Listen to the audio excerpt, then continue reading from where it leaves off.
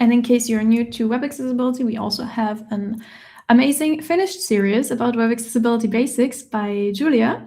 So the idea is that this series will build on that. If you haven't watched that already, I do recommend checking it out in between. Or if you have attended it, then you already know what's up. But in this series, we want to go a bit more in depth into testing actually, and learning how to apply all those fundamentals we learned before in practice. And ideally, complete the certification on top of that, so that all our participants from the previous webinar series also have some credentials to show. That was the idea behind it.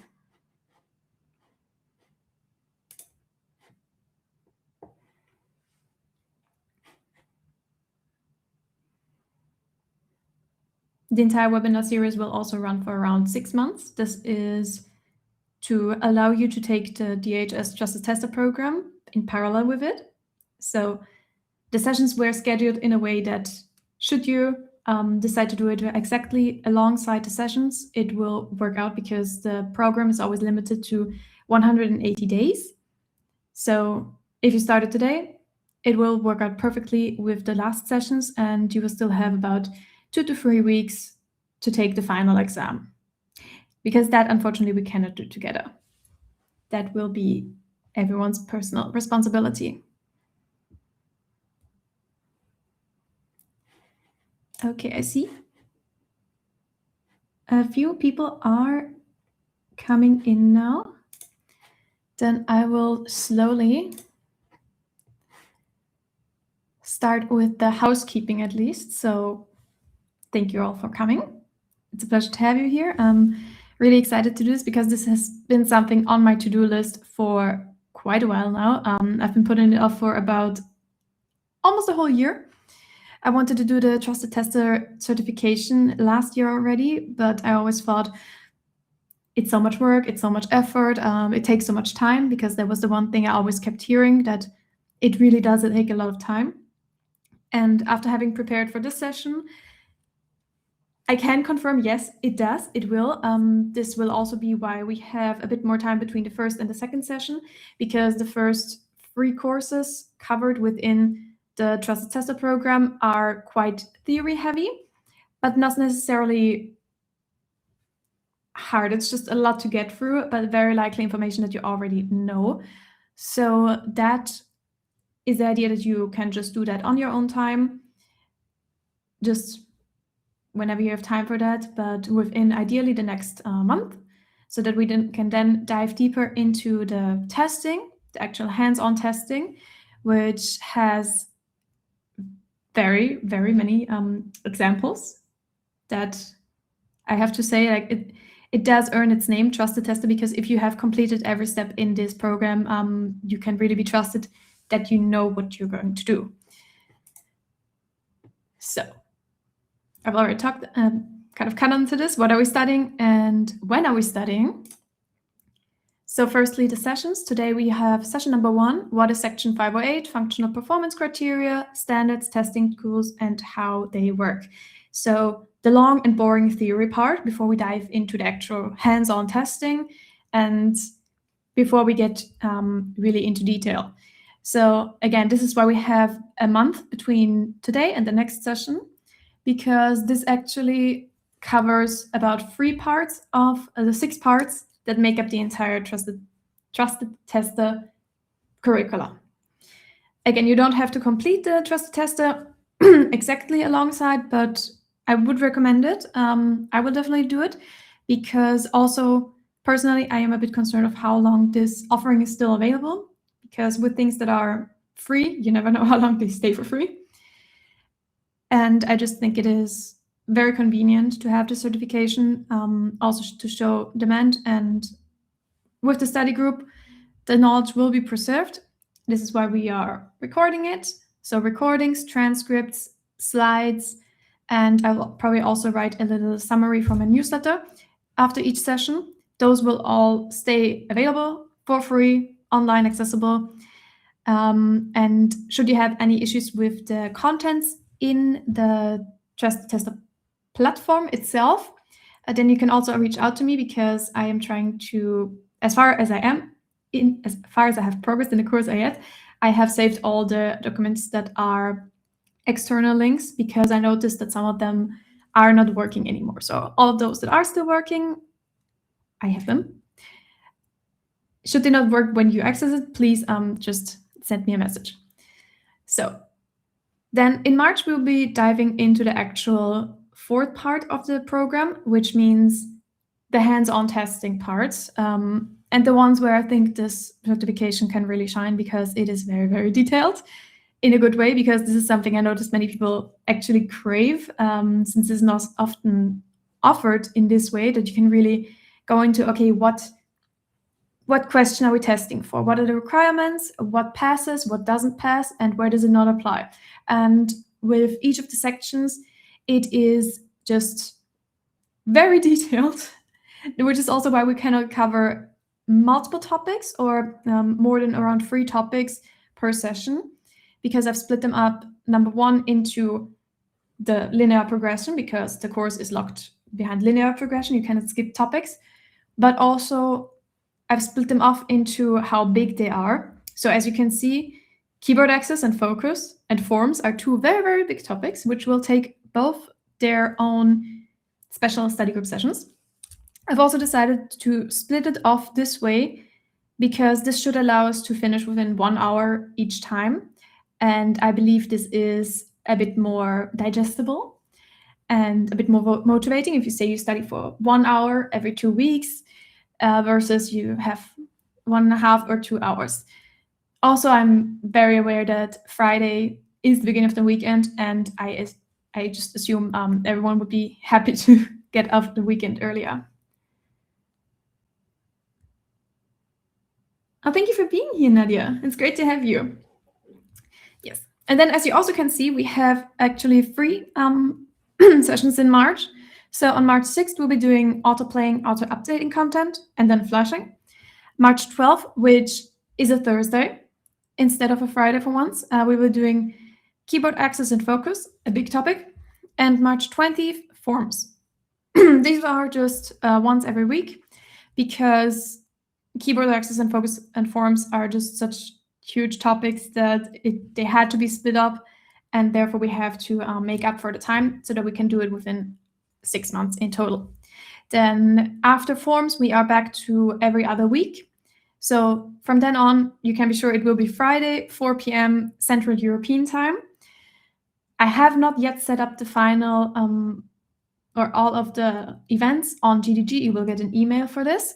But since I know we don't just have members in Europe, I will put a little disclaimer here that we will have a little disturbance to our pattern based on summertime.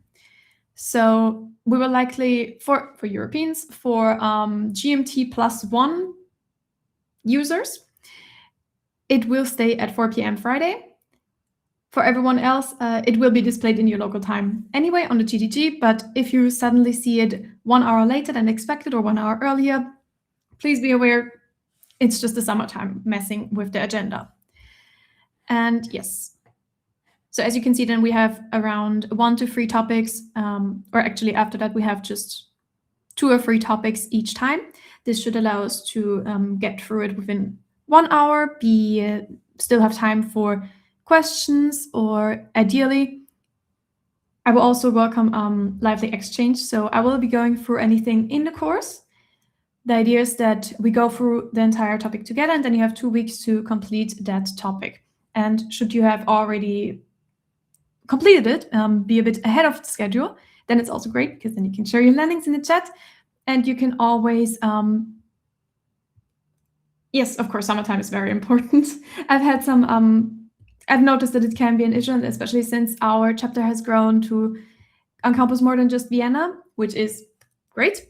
I do think it has to be addressed because not everyone does use summertime. I've lost my train of thought.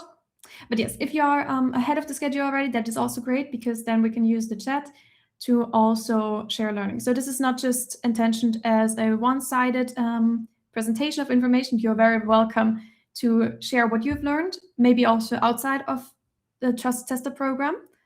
or any real life examples that you have come across before. I think those are always very memorable, so it would be a shame to not include them. So any contributions from you are also very welcome. And then July 10th is the last session, or the last planned session, which will be conforming alternative version and non-inference, conformance reporting, and an overall Q&A. So if you have any questions before the tests, this is where we have dedicated time to set aside for it. But in general, we have like Q&A, we can have that anytime. It's not just dedicated to the last time. We can always just answer questions. This is what a study group is, for my opinion.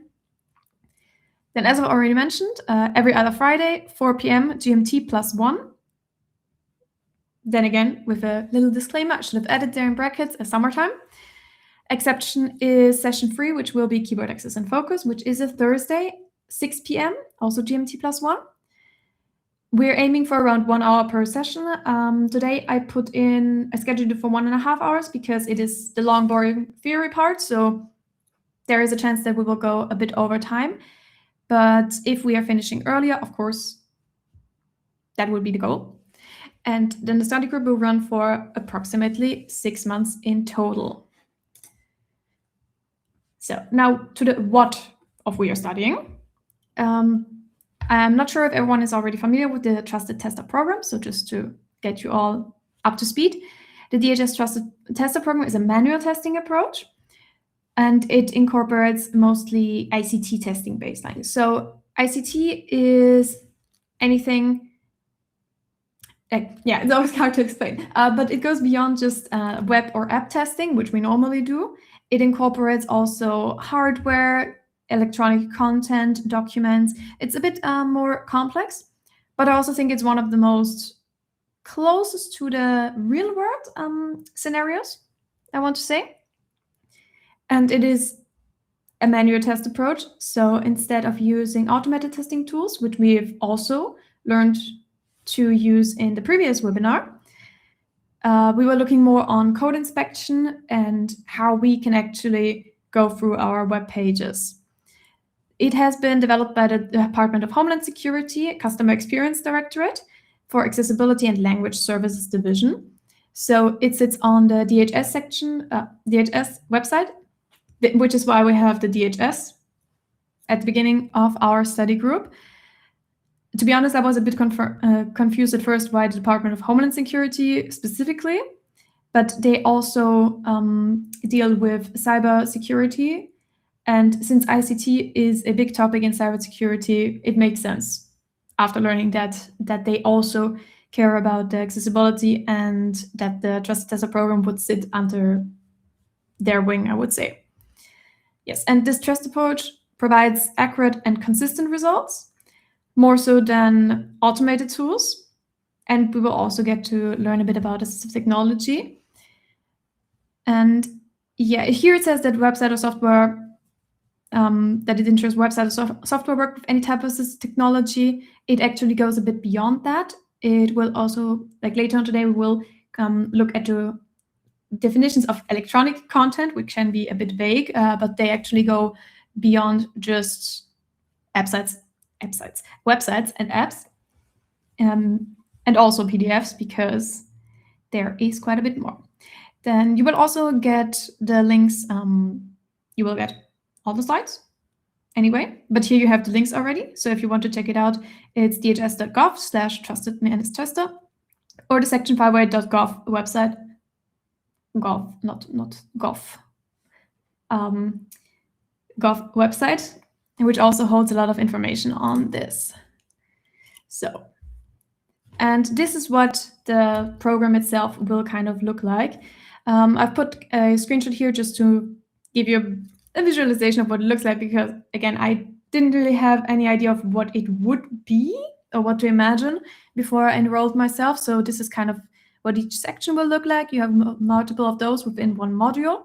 And as you can see, you have a little knowledge catalog, I would want to call it, at the beginning. This is where you can read through all the theory parts, and then you have an applied knowledge check section, which will be a few questions, usually between 2 to 10, depending on how big the topic is, and if we're talking like a little section or just the entire module. And what I mentioned before with the progression being locked linearly, it is really, you cannot skip any of them. So if we have what is section 508 and who is it important for, you cannot just skip the knowledge check of section 508, what it is, and go straight to who it is important for, because the program will not let you do that. So you really have to go through each and every knowledge check to progress, which can be a bit tedious, but I believe you can do it. I trust in your endurance.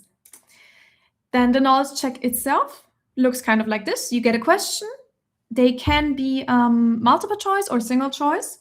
And some of them will also include a website that you actually can test later on, which I like a lot because it will give you a very specific test condition. Here's a little example of this. So it will give you a very specific question. Here, for example, it's for the exam webpage. So we have it here on the button. Please choose the best answer for this test. Then you have the test condition. The image of the text cannot be replaced by text or is customizable. And then you, based on the test condition,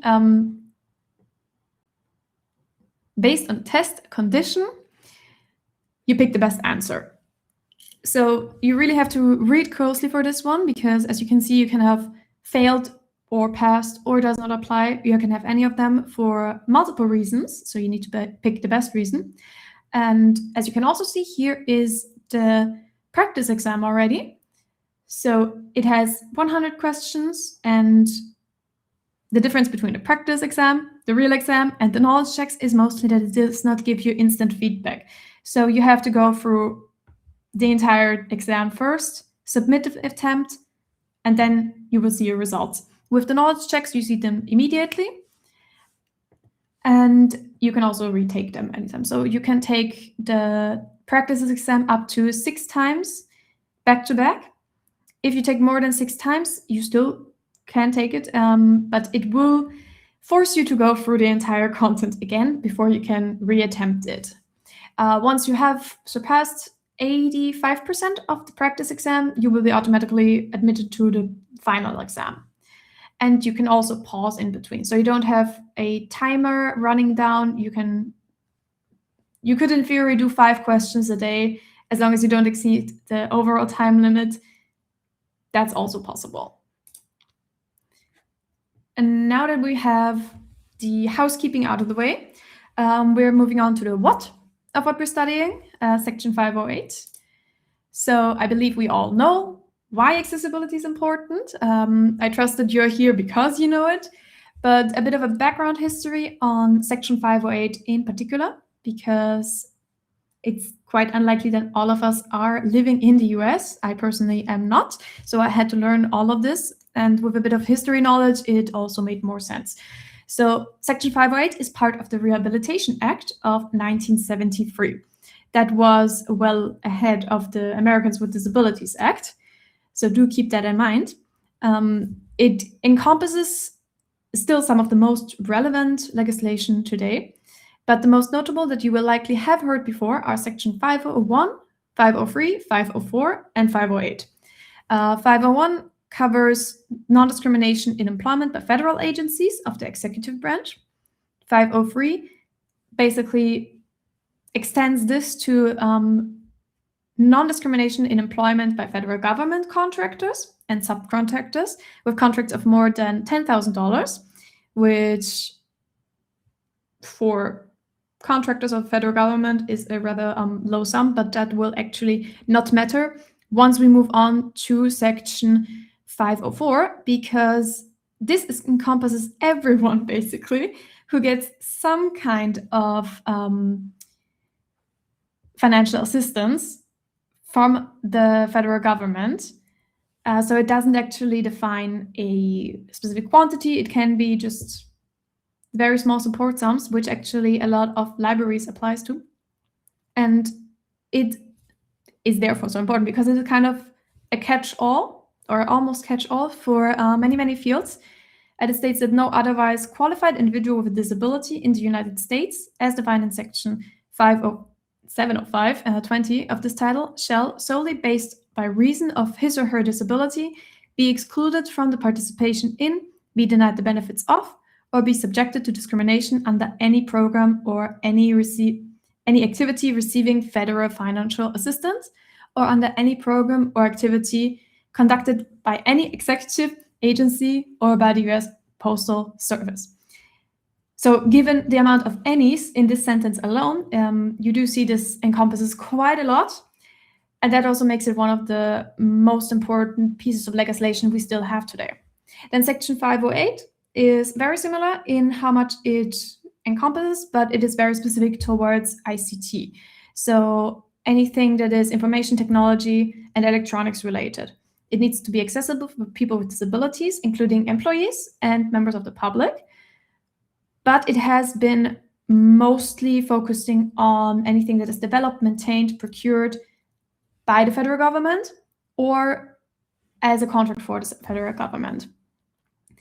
If you're interested, I really recommend reading the Wikipedia page. It is quite interesting and also has the advantages of every wiki. You all immediately get more information.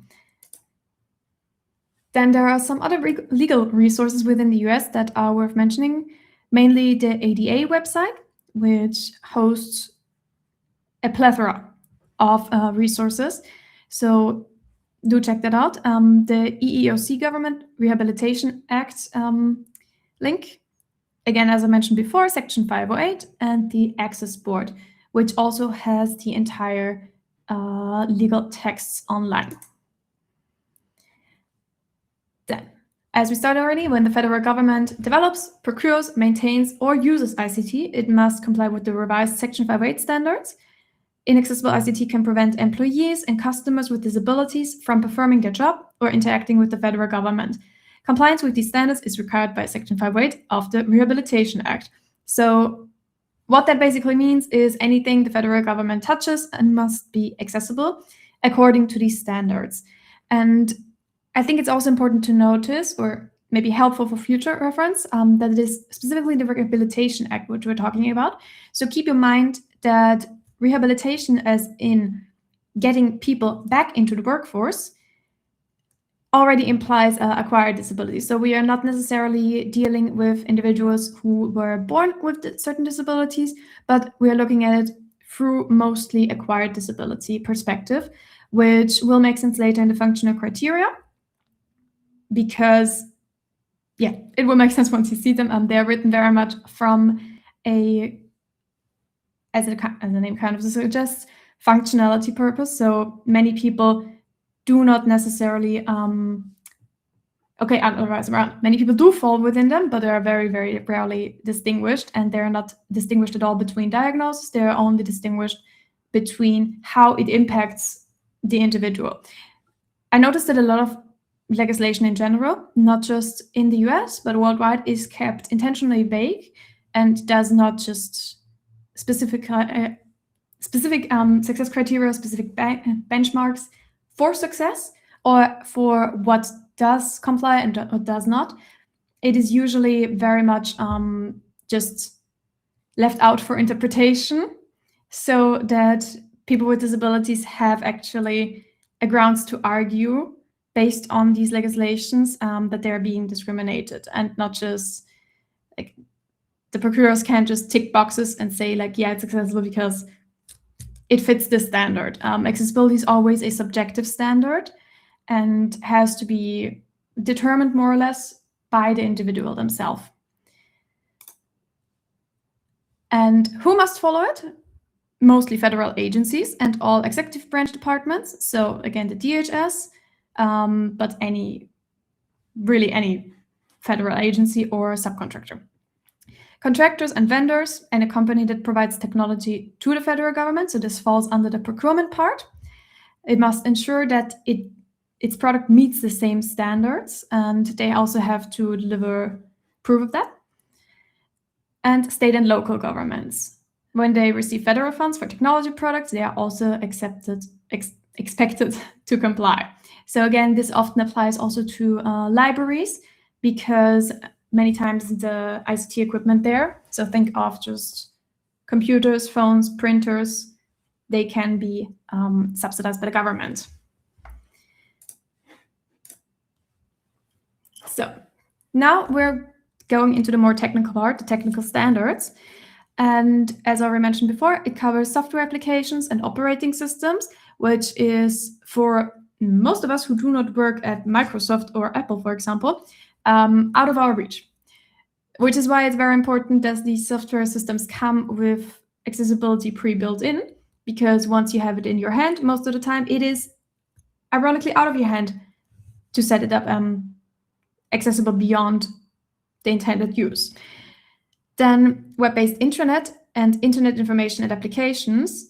I really like that especially we mentioned the intranet, because in many cases, I think that in Europe it is not yet actually often seen that people care about internal accessibility as much. So in this case, again, looping back to the rehabilitation and employment aspect, we keep in mind that it's very much for employees. So the internal experience is also kept in mind. So it assures accessibility web content, so text descriptions for any visuals, such as users with disability or users that need assistive technology, such as screen readers and refreshable braille displays, can access the content. Then telecommunications products, they address the accessibility for telecommunication products, such as cell phones or voicemail systems. And here we go into the, I would say, less often thought about ones when we talk web accessibility. So videos or multimedia productions, which are often seen as third-party services when we look at them through a web accessibility endpoint, because many websites use them as iframes or just through third-party vendors. But in the technical standards for Section 508, they are included as electronic content. Then we have self-contained closed products. So think of anything like copiers, kiosks, fax machines, ticket machines, for example, and desktop and portable computers, which in today's terms we would mostly think about more tablets and smartphones. But if we look at these lists, maybe they will remind some of you of another list. And oh look, it's the European Accessibility Act all over again. It is actually quite similar, which was the main motivation for me to actually study the trusted tester, because Section 508 is not very applicable in Europe. But since the overlap with the European Accessibility Act is so strong, I really saw it as an opportunity to learn more about the testing skills that I can then transfer into testing to comply with the European Accessibility Act. Because this one also covers ATMs, ticketing and check-in machines, smartphones, computers, operating systems, and all that good stuff, all the way to banking services, ebooks, and e-commerce, which, especially ebooks, is a prime example of electronic content that is not specifically a PDF. So before we go to electronic content, because that will come a bit later too, how accessibility relates to Section 508, as we already spoiled a bit, accessibility is a subjective criteria. So we can only, through testing, achieve conformance, because that is an objective criteria that we can measure. We can say according to this, and this success criteria, it scores well, the website is accessible, it passes or it fails, but we cannot say it is accessible for everyone, because we just cannot determine that. That is up for our actual users to say. So when referring to products or electronic information, the term accessibility or accessible describes how successfully a person with disability can perceive, operate, understand the information they want or need, similar to usable, which they have a range of outcomes. The purpose is already saying hello through this one, but we will come to them, we'll touch on them later. We will not go into detail because, again, ideally, I think you all will be aware of how extensive they are. And if not, we already have a course on that I recommend you checking out. And Section 508, conformance, in contrast to that, is a standard that must be followed, but it doesn't specifically equal to accessibility. So conformance can be objective. Accessibility can only be determined by the people with disabilities themselves, not through any standardized process. Also because disability itself is just not standardized, therefore it is really, really tricky to talk about something being accessible for everyone. We can only level the playing field as well as possible. We cannot say what another person can or cannot do, because that is not only impacted by disability, but also by access to setup and assistive technology. So the term accessibility describes how successfully a person with a disability can access ICT. In this case, ICT, but you can apply it to basically anything. Then here's also a little list of what you will find at the end of each chapter. So you will have the resources. They always include a glossary. In this case, so for everything we've covered so far today, you have a few links that will take you for further reading, basically. But as mentioned before, not all of those links actually work. As I noticed when I enrolled earlier this year, the Section 508 standards, the access board, and the technology playbook are still, as of today, well available online, but the Section 508 practices and summary of Section 508 standards, those links were already not referring to where they should be. So I have reason to believe that they are no longer available. But should any of the other ones not be there when you check it out, please do reach out. I have them saved and I can share them with you. So before we dive into the next one, any questions so far?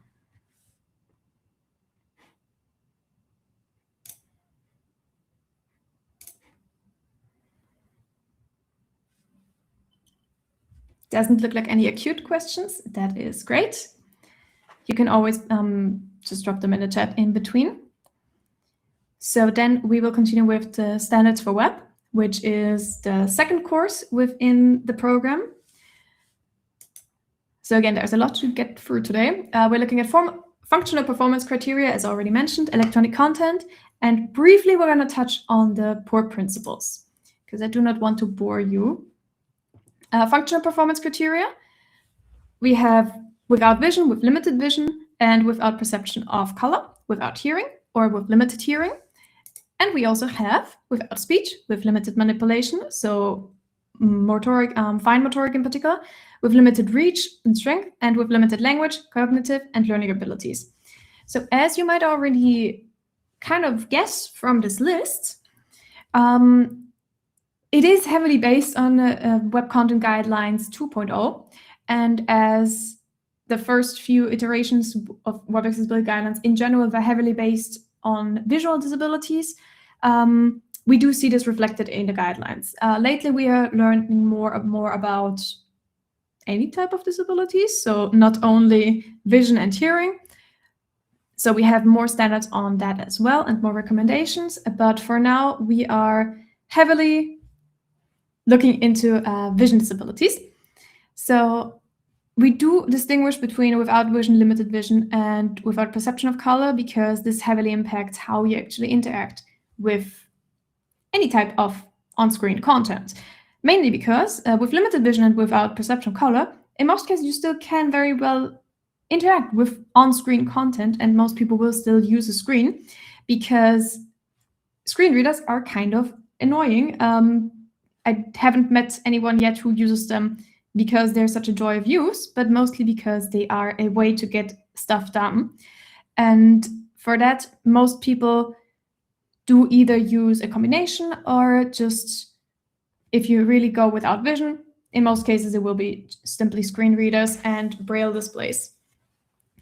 So this requires where a visual mode of operation is provided, ICT shall provide at least one mode of operation that does not require user vision. With limited vision, in contrast, where visual mode of operation is provided, ICT shall provide at least one mode of operation that enables users to make use of limited vision. And without color perception, at least one mode of operation that does not require user perception of color. So this very much resonates with the color independence we already know about and which we already love as a best practice. Then we have without hearing and with limited hearing. So where audible mode of operation is provided, ICT shall provide at least one mode of operation that does not require user hearing, or at least one mode of operation that enables users to make use of limited hearing.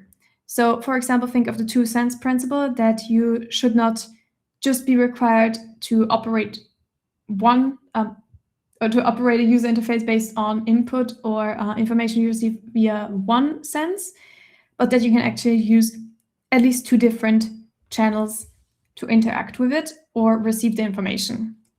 Especially when receiving information, again, since we are talking about federal agencies, so a lot of this will be official communication. That also includes emergency communication, notifications of a natural disaster. Think of all of that. It is very critical in that case that it is accessible, not just for the convenience or for the independence of people, but really for the protection of life.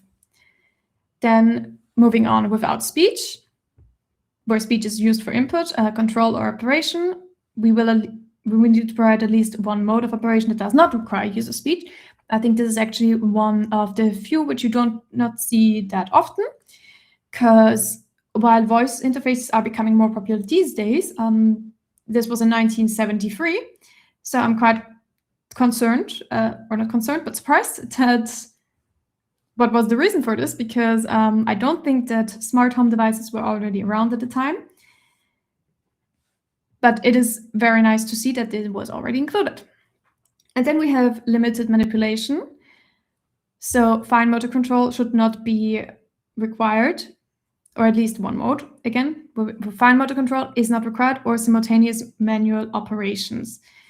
And then limited reach and strength. So manual mode of operation is provided with at least one mode of operation that is operable with limited reach or limited strength. So, for example, they can occur in combination, but it has not to always be the case. So sometimes you have people with limited range of motion, limited reach and strength, but very, very well working unlimited, well working manipulation. Yes, let's put it that way. And then number 9 is kind of the catch-all at the time. So with limited language, cognitive learning abilities. I would say these days we tend to distinguish a bit more within this category, because this is very much acting as a kind of catch-all for everything. But in the newer guidelines, the Web Content Guidelines 2.2, which are already out, I will also touch on that next, you will have a bit more nuance between those, and not just visual disabilities, hearing disabilities, physical disabilities, and everything else, basically. So then briefly, the types of assistive technology explicitly mentioned in the course are speech recognition software, screen readers, screen magnifiers, reading assistant software, and alternative input software and hardware. So this is by far not everything that exists out there, but this is likely the ones you can expect your users to have access to or to be in wide use within, most of your user base, I would say. So these are the ones we are looking at when we are testing for Section 508 compliance. And we do not specifically test with these types of assistive technology, although if you have them, of course, go for it always. But the types of testing we'll be using through the course has options to simulate the needs of these types of assistive technology. Then the aforementioned electronic content. Okay, now stick with me on this one, because it might be a bit hard to wrap your head around at first, because electronic content is obviously vague. That can be anything. I think currently I am electronic content in this webinar, but it basically, it is a catch-all for anything electronic information and data, as well as the encoding that defines its structure, presentation, and interaction. So when I mentioned the ebooks before, this is what I meant, because we're talking specifically about structure, presentation, and the way you can interact with them. Now, you may not be able to interact as much with an ebook as with a website, but you will still need the structure to know where one chapter ends, where you have maybe tables included, maybe graphics, and how that is rendered on the user agent. It is not only restricted to web or documents, it can include very much a lot of things. Most notably, probably PDFs. Those are one of the most common ones that we hear around in today's age.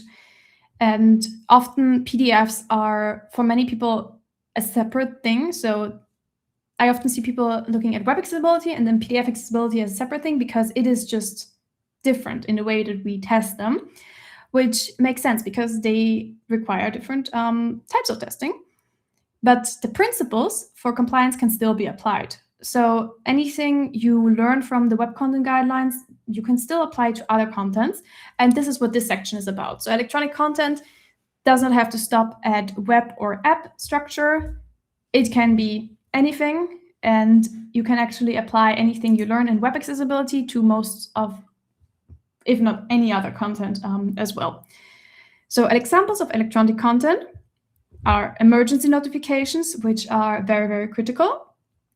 An initial or final decision, educating an administrative claim or proceeding, so any official communication, internal or external program or policy announcement. Internal being, again, the employment aspect of it, so intranet or official correspondence. A notice of benefits, program eligibility, employment opportunity, or personal action. This is, once again, very critical for people receiving benefits or being made aware that they are eligible for programs or benefits. Then formal acknowledgement of receipt. So, for example, if you get an automated email, for example, that your complaint is being processed, that should still be accessible, because otherwise, how would you know? A survey questionnaire, that I also want to say is to the benefit of the one setting up the survey to make it accessible, because I noticed this often in user research, that if your survey or your mode of collecting feedback is not accessible, how will you get the feedback from your target audience? So survey questionnaire, I would say, is actually something that benefits you just as much, if not even more, because you will get the feedback from a usually underrepresented user demographic. So always test your surveys as well. Then templates of form, very important, especially if you want people to fill them out, which in most cases we do. And educational training materials.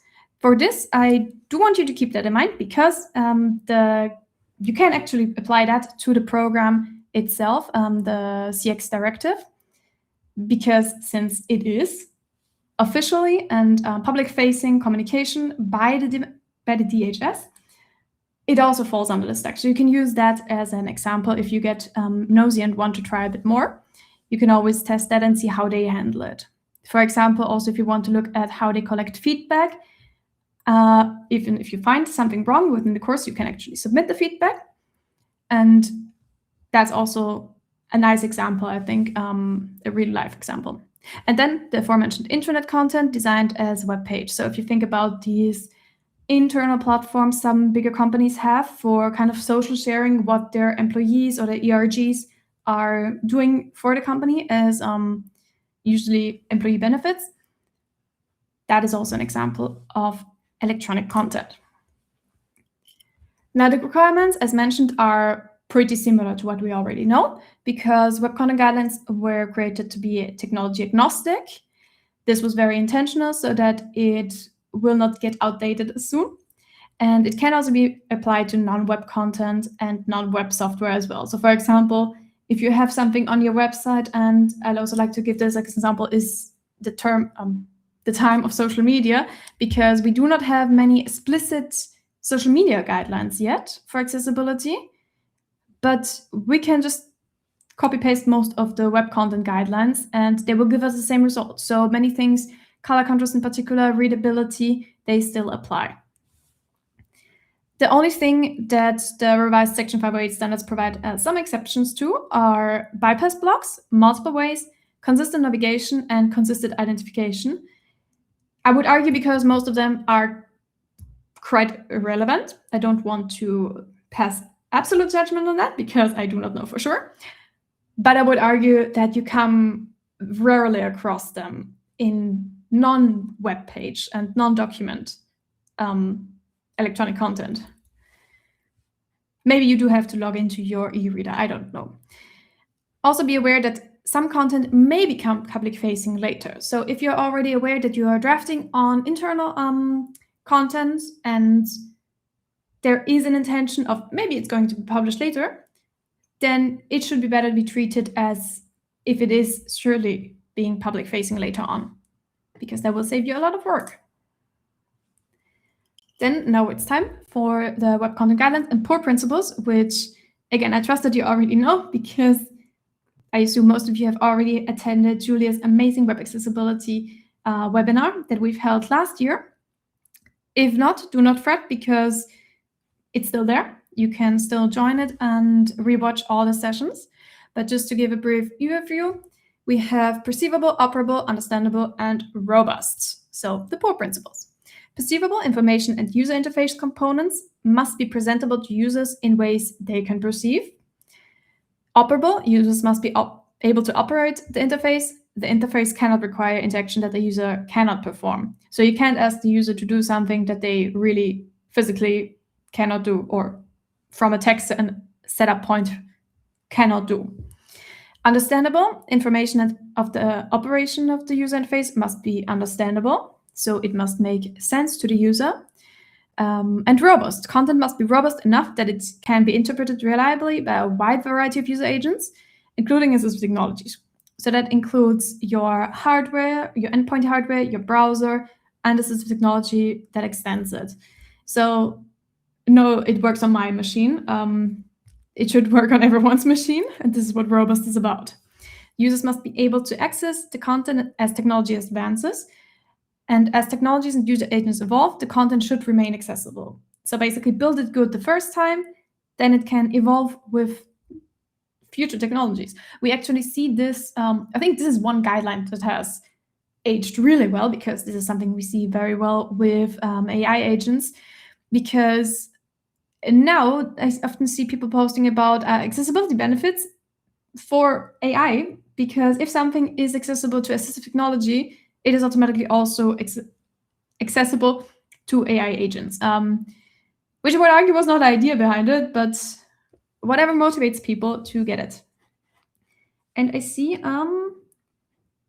Katira has shared something in the chat, accessible-social.com. Oh, that's great. Thank you very much. I will include that in the research collection later on. Yes, and I already mentioned, if you're not already familiar with the basics of web accessibility, I can highly recommend rewatching the series we did last year. You can find it either directly here on gdg.community.dev, the GDG Vienna group. If you just scroll through the past events, you will see a blue icon. They are all with the blue icon. They are named differently, but the first one will be getting started with designing for web accessibility. And they are all recorded. You have the slides there, you have this transcript there, you have everything right there.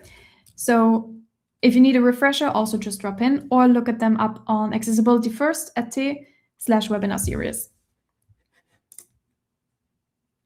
And now, since we have started with web content guidelines, it's time to dip a bit into the difference between 2.0 and 2.2, because Section 508 explicitly mentions 2.0, so it builds on that, but time has passed since then.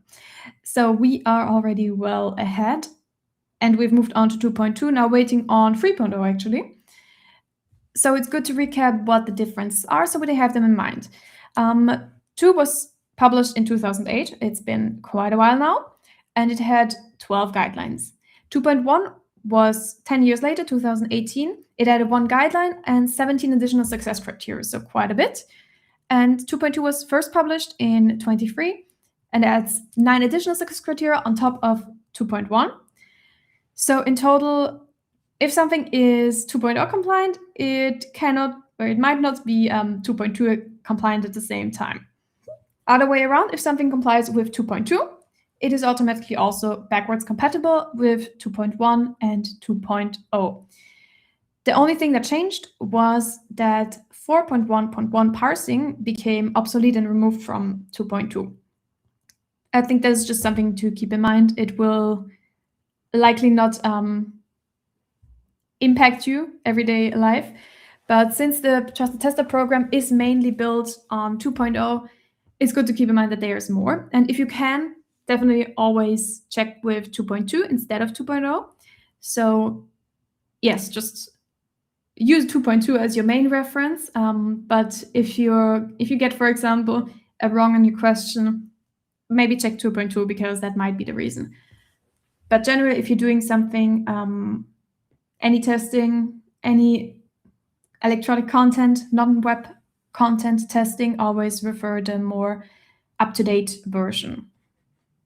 And same thing goes for as soon as 3.0 is out, please use that instead, because then you have the latest information.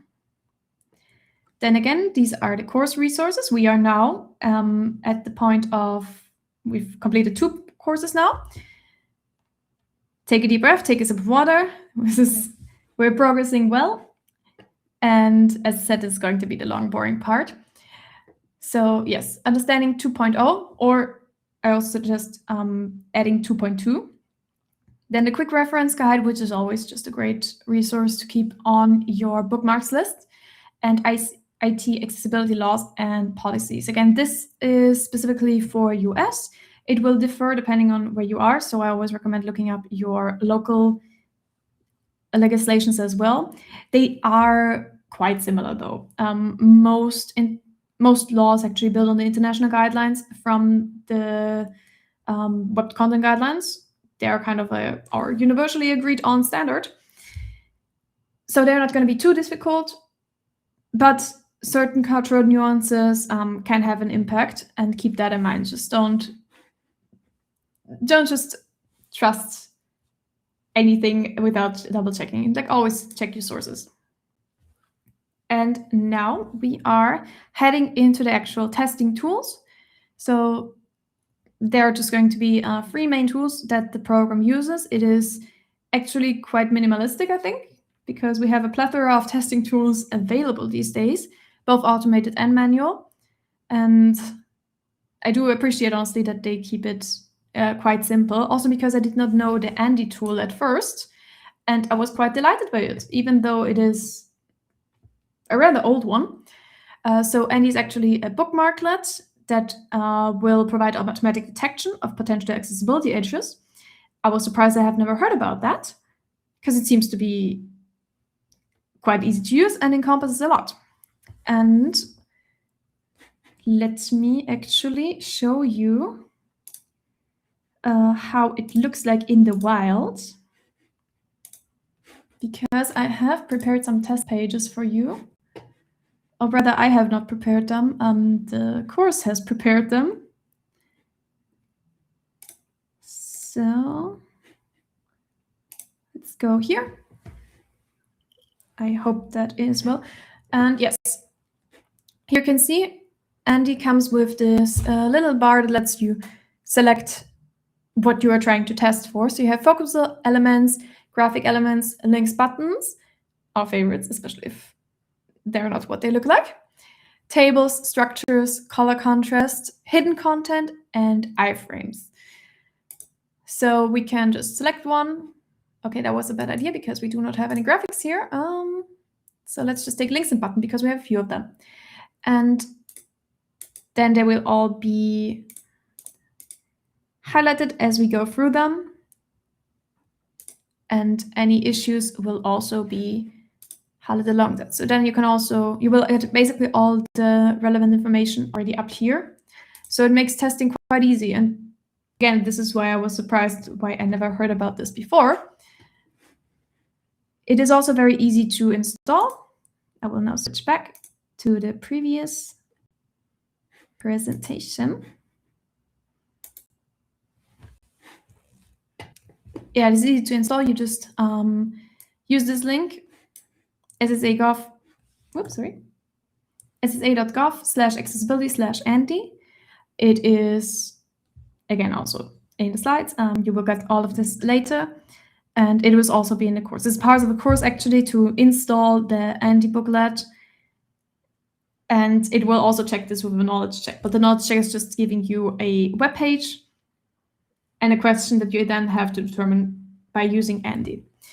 And the nice thing about it is an open source project created by the Accessible Solutions brand of the Social Security Administration.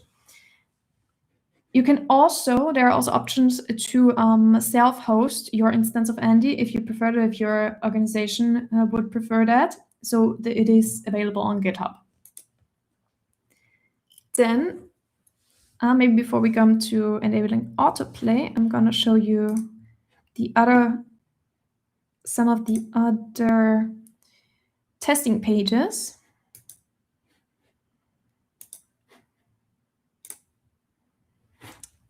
Yes, because again, this is the really nice thing about the Trusted Tester certification program. It just gives you so much test material to try out with. So these are all the options you get. For graphics, you have accessibility components too. You have the alt and you have the source. So distinguish between, and you actually also get some output. Then hidden content. No CSS hidden content here. This comes later.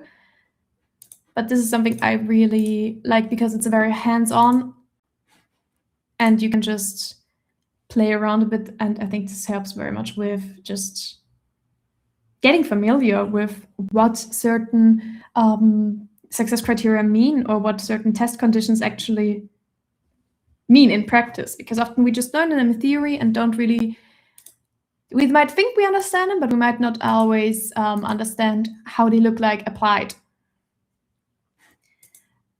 And with this, you really have multiple pages you can test out. They have prepared different scenarios. As you can see, we have bookstores. We have, no, this is just a website. Auto repair, we have news websites. So dummy pages for anything that you just find in real life. Now, back to screen sharing. And back to enabling autoplay. But that would actually be dependent on your browser that you use. Maybe if you are like me, you will have autoplay disabled by default because it can be annoying. But for some of these pages, we will need to test that too. And then it's good to know where you can actually enable it. In most cases, it's the same for each browser, basically. It will be somewhere in the settings, either privacy and security, then additional content settings, sound, or autoplay itself. And then within, should you be using Microsoft Edge, it's under settings, cookies, and site permissions, media autoplay, and set control if audio and video play automatically on sites to allow. Again, this is just a nice reminder to have to know where to look for, but you don't have to keep them on all the time, obviously. And I also think if the question is specifically asked for tests for autoplay, is autoplay present? If you notice like, it seems like none of these scenarios, it is actually present, then it might serve as a reminder that you should maybe check if your settings are enabling it. And then we're actually at the last tool already, the color contrast checker, which again come in multiple shapes or forms. But the ones that the program uses is the TPGI one. So tpgi.com/color contrast checker. It looks like this. You just get a little window that you can then use to check one color versus the other. You can also use the WebM color contrast checker. Like there's really not a difference for them. They test the same things. They work the same way. After all, it's just hex code on hex code. So it's just whichever one you prefer. Most of them do the same. You also have a number of browser inbuilt tools that can do them. But if you want one on your like as a separate application, this is always really nice. And that actually concludes the topics of today. So thank you very much. We have plenty of time left, which I'm actually very glad about. I hope I did not talk too fast. And you will get the slides definitely afterwards. They will be available on the GDG site as well, but they will also soon be uploaded to the Accessibility First website so that it can continue within the webinar. When exactly will depend on when I can edit the recording, just to make sure that it is nice and neat and doesn't have too much silence at the start. But you will definitely get them. And yes, once that all is online, I will also send out a summary on my newsletter, Elling News. So if you want to have that, I recommend subscribing. If not, no hard feelings as always. Then your homework for today, should you choose to accept it, or rather for the next session, is completing the 3 courses we covered today. Again, this is a bit, especially the Section 508 standards, is quite a lot to get through. So please do allow your resources accordingly. What it is and why it is important is not really that much. It's just probably more of like internal training. When a company wants you to make sure you know the basics, that's basically that. But the standards for web do include a lot of the core principles. They go really in-depth, which is also a reason why I did not go as in-depth today, so I don't want it to be too repetitive. But be aware that this course will probably take some time, so allocate your resources accordingly. And then the trust tested testing tools is just the 3 tools we went through today, and making sure that you have them set up as needed before we can start into the next session. The next session will be auto-playing and auto-updating content on Friday, March 6th, again 4 to 5 p.m. GMT +1. And yes, this will cover the first 2 knowledge checks of the fourth course, yes. The explanation is confusing for me because caption and transit are dense. Okay. I will make sure to, there will be a summary provided as well, but I understand that. Question about accessibility tools and testing for ebooks and internet web content.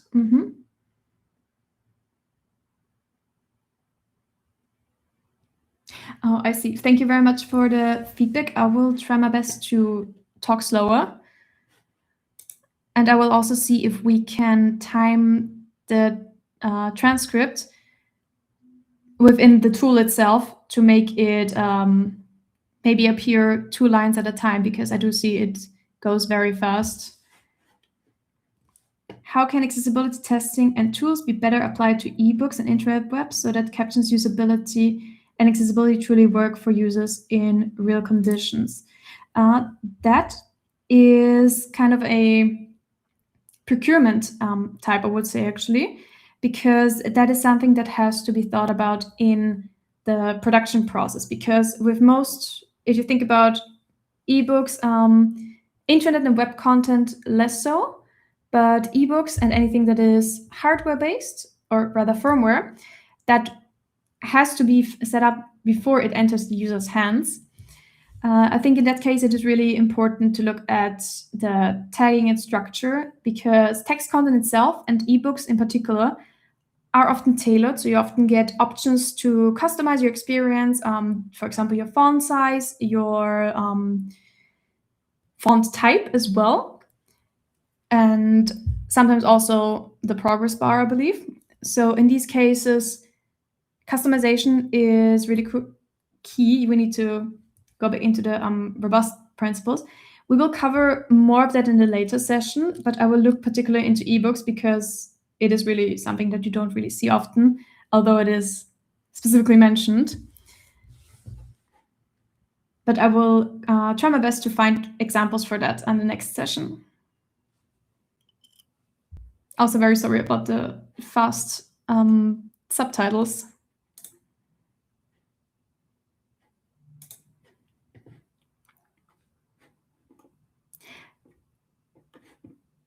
If it helps, there should also be an option to look at the transcript instead of the subtitles.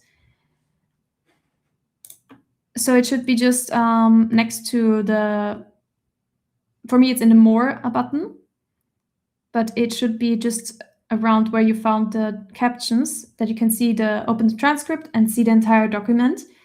So if I talk too fast, then it should at least stay there. You can be able to scroll up.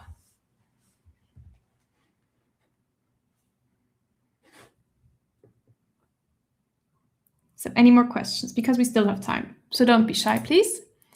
And then again, the session and info materials will be published on GDG Vienna. You already know what it is. You found the session, so you have found that. And the Accessibility First blog. Previous sessions materials are already there. This one will follow in their footsteps. The webinar that you mentioned worth watching, yes, that is exactly the one. You can find it on Accessibility First T, or if you go back to the GDG chapter site, just go to past events, it will also be there. And on each event page, you will have the exact slides, recording, it's all there. If you really want to have everything in place and not have to click through each event by itself, then I recommend going to Accessibility First. And as mentioned, I have my newsletter. I will be sending out the summary as soon as it's finished, as soon as the recording is edited. And our next session will be auto-updating content in exactly 1 month. The session is already online. You will get a reminder for that because you are already within our GDG chapter group. So it will send out automatic reminders before it happens. You will also get the follow-up sessions. So only the second one is created so far, but I will set them up ASAP. And then you will have all the sessions that I mentioned at the beginning with the correct dates and the times in your respective time zones right there on the GDG page. I will also try to set up LinkedIn events because I know a few people found the event through LinkedIn, and it also serves well as a good reminder.